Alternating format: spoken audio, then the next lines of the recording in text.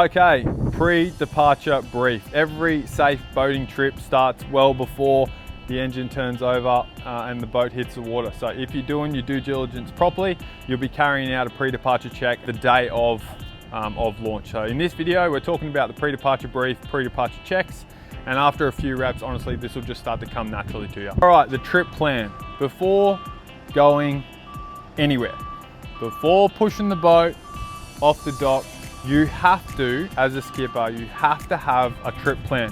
What's involved in the trip plan? You need to know where you're going. You need to know what route you're taking to get there, and even have a backup route.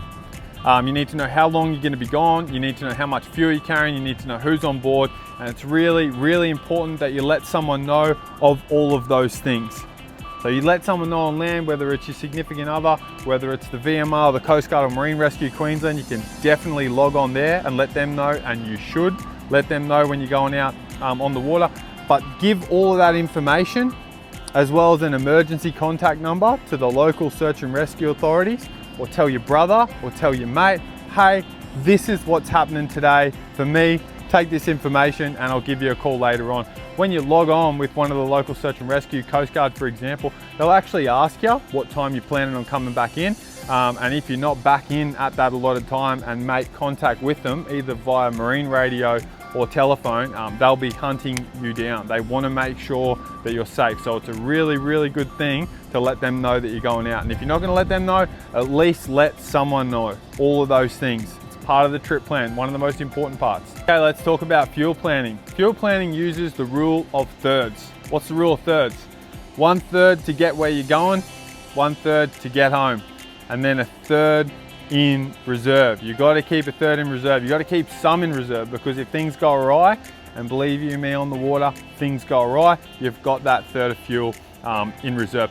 Conditions can and will change. It's not uncommon to start your day like this. 5-knot winds, beautiful day, incoming tide. It's easy to trick yourself into believing that might be kind of the picture of the day.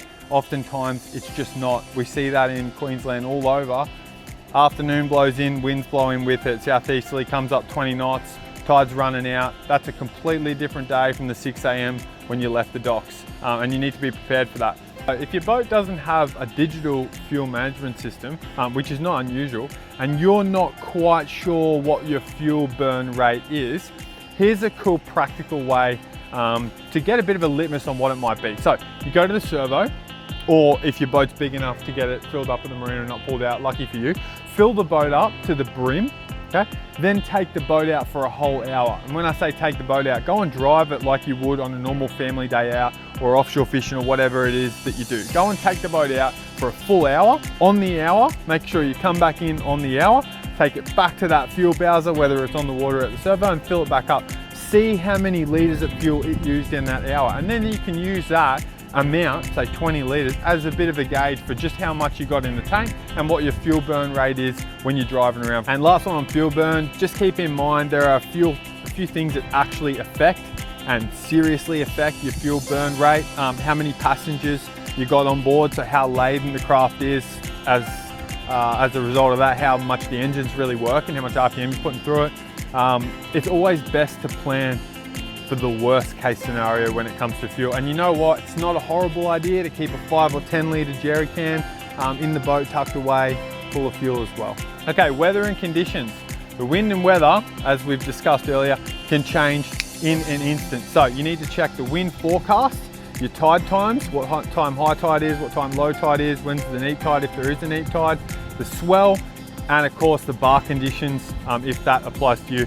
As a general rule, just consider like what type of vessel you're in, how laden the vessel is, and where you're intending on going. You want to take all of those things into considerations when you're looking at the weather, because that'll play a large role. Those things will play a large role in kind of the wind, the swell and tide, whether that's acceptable for the day or whether it's indeed dangerous. Also important to note, conditions offshore are often very different from the conditions that you see at the boat ramp when you launch. And here in Queensland, of course, it has a nasty habit of blowing up in the afternoons. It might start 6 or 7 knots, and by the time you come back, it's 20, 25 southeasterly. There's countless number of apps that can help you quickly gauge all of the above information. Some of the most prominent ones are Sea Breeze. We love Sea Breeze. It's a fantastic free app. for the wind, weather, tide, swell, moon state, you name it. Willy weather, windy, they're really good too, used by a number of skippers and folks on the water. If you're in doubt, just delay the trip, okay? If the forecast the night before looked sunshine and roses and you get down to the ramp and it looks rubbish, it's better to just delay the trip then. There's no shame in turning the boat back around. To be honest, you'll probably find the boat ramps empty, and that's a good enough indicator in and of itself. Let's talk about loading and stability. It's safe to say, overloading is dangerous. It's also illegal. So check your Australian builder's plate, which will be in clear view from the helm position. Check your Australian builder's plate. It's going to say the maximum passengers you can have on that boat. It's also going to tell you how big of an engine you put on it. You can't put a 115 on a 3-meter tin. You just can't do it. It'd be pretty cool, just can't do it. Maximum load for that boat, maximum weight for that boat. It's good to note that in rough water, you'll probably be wanting to reduce that number. You will probably be wanting to reduce it by at least a third. It might say that the boat can take 6 passengers, but if you're going offshore and it is a little bit rougher than you anticipated, probably want to knock that back down to 3 or 4 just to be safe. Now, there's a couple other things you can do to help here. All your heavy items, keep them low and keep them central, like on the center line of the boat if you can. If you can, you can't always do it, but heavy items low and central, okay? Distribute the passengers, so the people on your boat, distribute them semi-evenly so that if everyone's sat in a safe place, it can balance one another out. You don't want all 3 people on the left-hand side. Because if you have all 3 people on the left-hand side and it's heavy on the left, when you add power and you get the boat up on the plane, the boat's gonna list, okay? When we say list, a list is a persistent and sort of semi-permanent lean to one side caused by improper weight distribution. So you will notice the list. And then if you move one of those people across to the right-hand side, the boat will even out. Okay, the lower the boat sits in the water, the less freeboard you have, which is the distance between the top of the side of the boat, called the gunnel, to the water line. Okay, the less freeboard you have as the boat gets heavier and the less margin for error. What about passenger safety briefing? Before departure, like we said before, you have to brief the team. You have to brief your passengers, okay? You're gonna wanna show them a whole host of things. Number one, first and foremost, where the life jackets are and how to put the life jackets on. Not just, oh, the life jackets are there, everyone cool with the life jacket. Yep, no worries. That's just not good enough. You have to get the life jacket out, okay? Make sure it's in good condition, service port, it's been checked. If it's a deployable one, it's been checked in the last 12 months. Make sure everyone knows how to put the jacket on. It's adjusted to them, how they inflate it in the event that they need to the extent that that's an inflatable jacket, and they feel kind of comfortable with that. Once that's been done, you can then decide to stow the life jackets somewhere if you choose. Now keep in mind, if you're in a 4.8 meter open vessel, 4.8 meters or less open vessel, you have to have the life jacket on in the following 4 times. You're operating between sunset and sunrise, you got children under 12 on the boat, or you're alone in the boat and it's just children under 12, might have your son in there, he's 8, and you're the only adult, well, you've got to have a jacket on. If you're crossing a coastal bar, and obviously when you're operating in the boat alone, just by yourself. It is best practice to just put the life jackets on anyway. We like to think about life jackets as sort of the seatbelt in the car. You have to put the seatbelt on every time you get in the car. You have to put the life jacket on your body. Your passengers also need to know where the safety grab bag is. So, and that really should contain at least one signaling device, in-date flares and a V-sheet, depending on where you're going, but kind of as a minimum, you'd like to have that in your safety grab bag, again, depending on where you're going. If your boat's more than 5 meters length overall, of course, you've got to have a fire extinguisher. Doesn't have to be a big tank. It can just be a little $45 from Whitworth, but it does need to have a fire extinguisher if it's more than 5 meters or more. If your boat's got a galley in it, or you're planning on cooking on it, you want a fire blanket as well.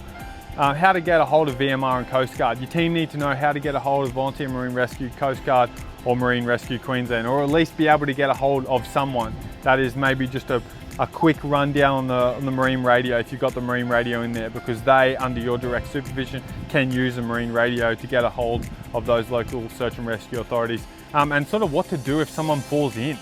You know, if someone falls in the water, what are the passengers going to do? Most people are just going to freeze up. So you need to let them know what exactly you want them to do in the event that these things happen. We don't plan for it, but it does happen. So you need to let them know what you want to do. As a skipper, your pre-departure brief here is a test of your mettle. How much do you care about your people in the boat? Because those people in the boat are in your care. They're in your boat, you're the skipper, you're responsible. So knock the pre-departure brief out of the park and it'll become muscle memory in no time. 5 minutes of preparation can prevent 5 or 10 hours of emergency. Know where you're going, let someone know, make sure you got enough fuel, wind, weather, tide, swell check, and then deliver an A-grade pre-departure brief. Prepare yourself properly and then enjoy the water.